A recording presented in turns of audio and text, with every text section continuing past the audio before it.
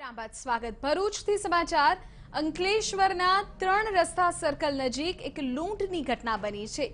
એક ફાઇનાન્સ કંપનીની ઓફિસમાં લૂંટની ઘટના બની છે। લૂંટારુઓ લાખોની કિંમતના દાગીના લૂંટીને ફરાર થઈ ગયા છે। અંકલેશ્વરના 3 રસ્તા સર્કલ નજીક આવેલ ઇન્ડિયન ઇન્ફોલાઇન ફાઇનાન્સની ઓફિસમાં લૂંટની ઘટના બની છે। ગોલ્ડ લોન આપતી સંસ્થામાં લૂંટ થઈ છે। લાખોના દાગીનાની લૂંટ થઈ હોવાનું અત્યારે અનુમાન લગાવવામાં આવી રહ્યું છે। પોલીસનો કાફલો ઘટનાસ્થળે પહોંચી ચૂક્યો છે।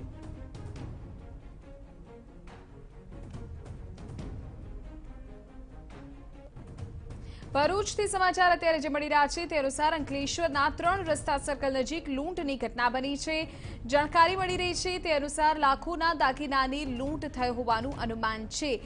ઇન્ડિયન ઇન્ફોલાઇન ફાઇનાન્સની ઓફિસ કે જ્યાં લૂંટની ઘટના બની છે, ગોલ્ડ લોન આપતી આ સંસ્થા છે અને અત્યારે પોલીસનો કાફલો ઘટના સ્થળે પહોંચી ચૂક્યો છે। લૂંટારુઓ લાખોની કિંમતના દાગીના લૂંટીને ફરાર થઈ ગયા છે ત્યારે પોલીસ આ મામલે સ્થળ પર પહોંચીને વધુ તપાસ કરી રહી છે।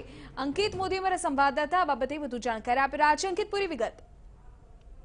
હાલમાં ભરૂચ પોલીસે આ બાબતે એક એલર્ટ જાહેર કર્યું છે અને ભરૂચ શહેરના તમામ પ્રવેશદ્વારો ઉપર નાકાબંધી શરૂ કરી દેવાય છે।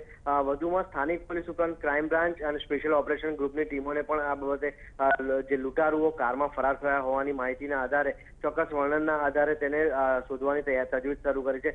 લૂંટ હાલમાં કેટલા રૂપિયાની થઈ છે એનો ચોક્કસ અંદાજ મળ્યો નથી, પરંતુ લાખો રૂપિયાની લૂંટનો હાલમાં પ્રાથમિક અંદાજ લગાવાઈ રહ્યો છે।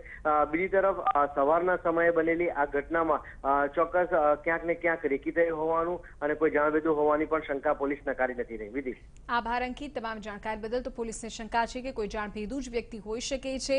જોવાનું રહેશે કે આ બાબતે હવે પોલીસ દ્વારા શું કાર્યવાહી આગળ કરવામાં આવે છે।